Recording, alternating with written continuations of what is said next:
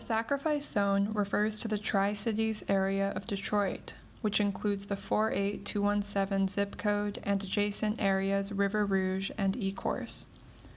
Over 4 dozen polluters can be found in the area, the largest being the Marathon Oil Refinery. All can be found alongside senior living homes, daycares, schools, community centers, parks, recreation areas, and residential housing. The biggest antagonist is the Marathon Refinery plant, the only oil refinery in all of Michigan.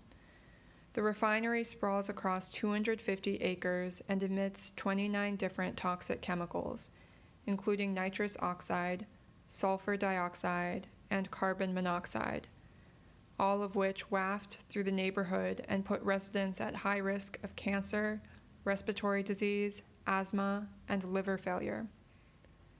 Soil samples have shown dangerously high levels of lead and arsenic, both of which can cause learning disabilities, behavioral problems, and slowed growth in children. African Americans have been put into or forced to live in areas that are polluted. So environmental racism has a lot to do with where we live and where these factories and these industries are located. The Tri-Cities are predominantly Black and low income with a sizable Hispanic population. Residents suffer from disproportionately high rates of asthma, cancer, brain damage, heart disease, respiratory problems, miscarriages, birth defects, and cognitive impairments, all of which are linked to air pollution. Short exposure to these emissions can cause shortness of breath, coughing, sore throat, a runny nose, and vomiting.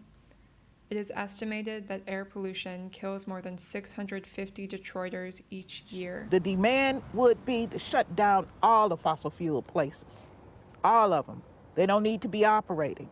The first thing that's going to do is help those new babies, because right now our babies are doomed before they reach kindergarten.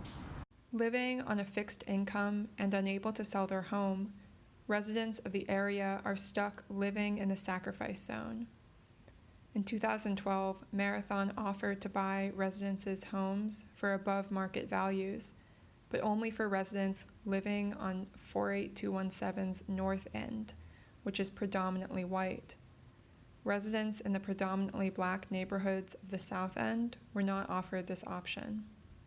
While the state fines Marathon for their high emissions, nothing more has been done to protect residents.